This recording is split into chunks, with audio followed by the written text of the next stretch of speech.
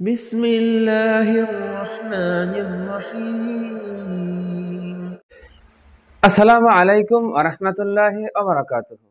প্রিয় দিনী ভাই ও বোনেরা, আশা করি আল্লাহ সুবহানাহু ওয়া তাআলার রহমতে আপনারা সকলেই ভালো আছেন। আজকে আলোচনা করব যে সকল ব্যক্তিরা মৃত্যুর প্রান্ত দেশে পৌঁছে গিয়ে আবার ফিরে এসেছেন, আর মৃত্যুর প্রান্ত দেশে থাকা অবস্থায় যেই সকল অলৌকিক, বিস্ময়কর এবং অভিনব বিষয় দেখেছেন, সেগুলোই তারা এসে বর্ণনা করেছেন।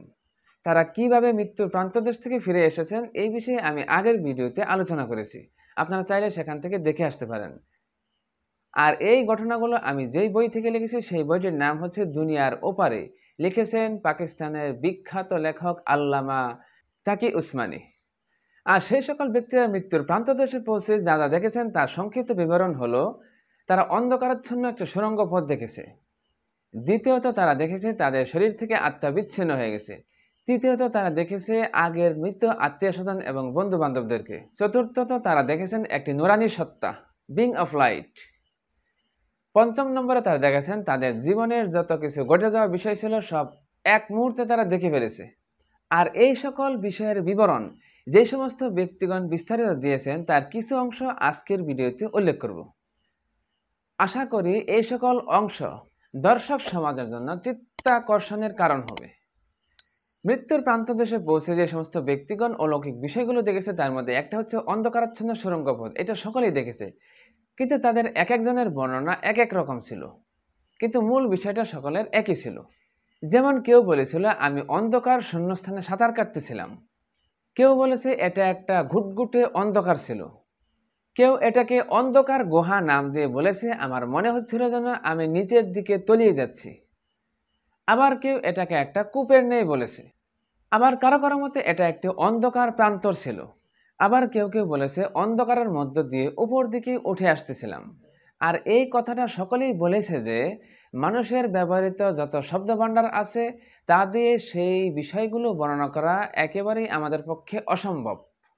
আর যেই অবস্থাটা সকলেই অত্যন্ত বিস্ময়ের সাথে বর্ণনা করেছে তা হচ্ছে তা নিজ দেহ থেকে বিচ্ছিন্ন হয়ে যাওয়া। একবার একজন ভদ্রমহিলা মারাত্মকভাবে হৃদরোগে আক্রান্ত হয়ে হাসপাতালে ভর্তি হয়। আর তিনি তার অভিজ্ঞতার কথা এইভাবে বর্ণনা করেন যে আমি যখন হৃদরোগে আক্রান্ত হই তখন আমার মনে হচ্ছিল যে আমার হৃদ স্পন্দন বন্ধ হয়ে যাচ্ছে, আমি যেন পিছলে আমার দেহ থেকে বেরিয়ে যাচ্ছি। প্রথমে বিছানায় গেলাম, এরপর ক্রমশ আস্তে আস্তে উপরের দিকে উঠে আসতে লাগলাম। এমনকি এক টুকরা কাগজের ন্যায় উড়ে গিয়ে ছাদের মধ্যে আমি পতিত হলাম। আর সেখান থেকে আমি স্পষ্ট দেখতে পাচ্ছি আমার বিছানায় আমার দেহটি পড়ে আছে, আর ডাক্তার ও নার্সরা আমার দেহের উপর তাদের শেষ ব্যবস্থা প্রয়োগ করতেছে। প্রচেষ্টারত নার্সদের মধ্যে একজন বলে উঠল মনে হয় সে মারা গেছে। আর একজন নার্স আমার সেই দেহের মুখের উপর তার নিজের মুখ লাগিয়ে শ্বাস প্রশ্বাস চালু করার চেষ্টা করতেছে। আমি তার গর্দান পিছন দিক থেকে দেখতে পাচ্ছিলাম, এমনকি আমি তার চুলের অবস্থা বর্ণনা করতে পারবো। অতঃপর একটি মেশিন এনে আমার বক্ষকে স্পন্দিত করা হলো, আর আমি দেখতে পেলাম যে আমার দেহটি কেঁপে উঠল। আর সেই সকল ব্যক্তিদের মধ্যে সকলেই দেখেছে তাদের দেহ থেকে বিচ্ছিন্ন হয়ে যাওয়া। আর সেই কথাটা এক একজন এক এক রকম বর্ণনা করেছে, কিন্তু মূল বিষয়টা ছিল সকলের একই। যেমন এই বিষয়ে কেউ কেউ বলেছে আমরা নতুন অস্তিত্ব লাভ করেছিলাম, কেউ বলেছে আমরা নতুন অস্তিত্ব লাভ করেছিলাম কিন্তু তার কোনো শরীর ছিল না, কেউ বলেছে এটা অন্য ধরনের দেহ ছিল যা দিয়ে অন্যকে আমরা দেখতে পেতাম কিন্তু অন্যরা আমাদেরকে দেখতে পেত না। আর ওই অবস্থায় কেউ কেউ তাদের সেই ডাক্তার এবং নার্সদের সাথে কথা বলতে চেষ্টা করেছে, কিন্তু ডাক্তার ও নার্সরা তাদের কথা শুনতে পায়নি। তারা ওই ওজনহীন ও হালকা দেহ নিয়ে শূন্যস্থানে তারা সাঁতার কাটতে পারত। শুধু তাই নয়, ওই অবস্থায় যখন তারা কোনো কিছু স্পর্শ করার চেষ্টা করতো তখন তারা ভেদ করে অপর প্রান্তে চলে যেত, যেমন অদ্ভুত কণা নিউট্রিনোর মতো। আবার অনেকে বলেছে সেই সময়ে সময়ের গতি থেমে গিয়েছিল, মনে হচ্ছিল আমরা যেন সময়ের বন্ধন থেকে মুক্ত হয়ে গেছি।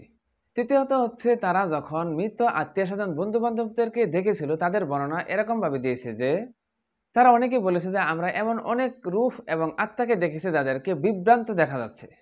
আর সেই সকল রূহ বা প্রাণের অস্তিত্ব যদিও মানুষের মতো কিছুটা সাদৃশ্য ছিল, কিন্তু তা মানুষ থেকে কিছুটা ভিন্নতর ছিল। কেউ কেউ বলেছে ওই সকল রূহ বা প্রাণের মাথাগুলো নিচের দিকে ঝুঁকেছিল। তাদেরকে দেখে মনে হচ্ছিল তারা খুবই দুশ্চিন্তাগ্রস্ত এবং ব্যতিব্যস্ত এবং বেকুল হয়ে আছে। আর এই অবস্থা তাদের একজনের সাথে আরেকজন এমনভাবে আটকানো ছিল, মনে হচ্ছিল যেন শিকলে বাঁধা একটি দল। আমি কখনো তাদের পা দেখেছি কিনা এটা আমার স্মরণ নেই। আমি জানি না তারা আসলে কি, এবং তাদের রং ছিল একেবারেই ফ্যাকাশে।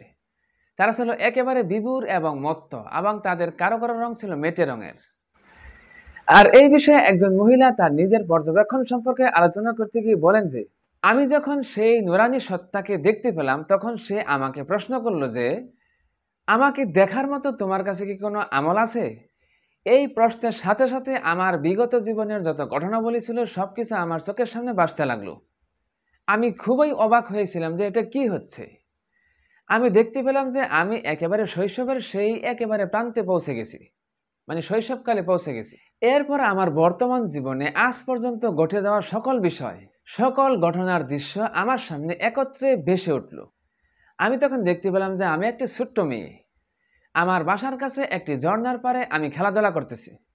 সেই শৈশবের অনেক ঘটনা যা আমি আমার বোনের সঙ্গে খেলাধুলা করেছি। এরকমভাবে একের পর এক আমি আমার জীবনের যত ঘটনা ছিল সব কিছু আমি একের পর এক দেখতে লাগলাম ধারাবাহিকভাবে। কিন্তু এই সকল ঘটনাগুলো আমাকে দ্রুত গতিতে দেখানো হচ্ছিল, কিন্তু তারপরেও আমি সব কিছু স্পষ্টভাবে বুঝতে পারতেছিলাম, দেখতে পারতেছিলাম। অর্থাৎ দ্রুততার সঙ্গে দেখানোর পরেও স্পষ্টরূপে আমার কাছে দৃষ্টিগোচর হচ্ছিল। ব্যাপারটি এমন ছিল যে মানে তুমি একটু বাইরে গেলেই তা স্পষ্ট সব দেখতে পাবে। আমি যখন আমার জীবনের এই ধারাবাহিক ঘটনাগুলো একের পর এক দেখতে লাগলাম, কিন্তু তখন আমি নুরানির সত্তাকে আর দেখতে পেলাম না। উনি যখন আমাকে প্রশ্ন করলেন, প্রশ্ন করার পর থেকেই তিনি আমার থেকে হারিয়ে গেলেন, কিন্তু মনে হচ্ছিল তিনি আমার পাশেই দাঁড়িয়ে আছেন। আর ওই সকল ব্যক্তিদের প্রত্যেকেই একটি নুরানি মাখলুক সত্তাকে দেখতে পেয়েছিলেন। আর এটার বর্ণনা এক একজন এক এক রকম দিয়েছেন। তারা সকলেই বলেছেন যে নুরানি মাখলুক হচ্ছে এমন একটি সত্তা যা দেখে মনে হচ্ছিল তা কোনো কিছুর অস্তিত্ব, কিন্তু তার কোনো শরীর ছিল না। উহা তা নিতান্তই শুধুমাত্র একটা নূর বা আলো ছিল। প্রথম প্রথম ওই আলোটা হালকা মনে হলেও ধীরে ধীরে তা তীব্রতর হতে থাকতো, কিন্তু সেটা অস্বাভাবিক তীব্রতা সত্ত্বেও চোখ ঝলসে দিত না। তাদের অধিকাংশরাই বলেছেন যে নুরানি মাখলুক তাদেরকে বলেছেন, তোমার বিগত জীবনের হিসাব নাও, অথবা আমাকে দেখানোর মতো তোমাদের কাছে কি আছে। কিন্তু ওই নুরানি মাখলুক তাদেরকে যে প্রশ্ন করেছে সেই ভাষাগুলো কোনো শব্দের মাধ্যমে ছিল না। অর্থাৎ তারা কোনো নুরানি মাখলুক থেকে শব্দ শুনতে পায়নি, বরং এটা ছিল একটা যোগাযোগের বিরল পদ্ধতি। ওই বিরল পদ্ধতিতে কোনো ভাষা শব্দ ছাড়াই তার বক্তব্য নিজে নিজেই আমাদের ধারণায় চলে আসতো, আমাদের ধারণায় পরিবর্তিত হতো, মানে আমাদের মস্তিষ্কে চলে আসতো। সর্বোপরি কথা হলো, হাদিস এবং কোরআনের মধ্যে যে সমস্ত বিষয়গুলো উল্লেখ করা হয়েছে, মৃত্যুর পর যা যা ঘটবে তার শুধুমাত্র একটা ঝলক এই সমস্ত লোকেরা মুমূর্ষ অবস্থায় দেখেছে, মানে মৃত্যুর প্রান্তদেশে পৌঁছে দাদা একটা ঝলক দেখেছে। যেমন আল্লাহ সুবহানাহু ওয়া তাআলা কোরআনে কারীমের সূরা হামিম এর 53 নং আয়াতের মধ্যে বলেন, অচিরেই আমি আমার নিদর্শনাবলীকে দিগন্ত প্রলয়ে প্রকাশ করে দিব, যাতে করে অবিশ্বাসীরা এটা বলতে বাধ্য হয় যে এই কোরআন হচ্ছে আল্লাহ সুবহানাহু ওয়া তাআলার পক্ষ থেকে একটি মহাগ্রন্থ। তো প্রিয় দিনী ভাই ও বোনেরা, আপনারা চাইলে এই বইটি, মানে দুনিয়ার উপরে এই বইটি ইন্টারনেট থেকে নামিয়ে আপনারা ইচ্ছা করলে পড়তে পারেন। লেখক হচ্ছে পাকিস্তানের বিখ্যাত জাস্টিস আল্লামা তাকি উসমানী। তিনি আবার অন্য আরেকজনের বই থেকে লিখেছেন, সেই বিষয়টি আমি আগের ভিডিওতে উল্লেখ করেছি। তো আজকের মতো এখানেই শেষ করছি। ভিডিওটিতে অনুগ্রহ করে একটি লাইক দিবেন আর বন্ধুদের মাঝে অবশ্যই শেয়ার করে ছড়িয়ে দিবেন। আসসালামু আলাইকুম ওয়া রাহমাতুল্লাহি ওয়া বারাকাতুহু।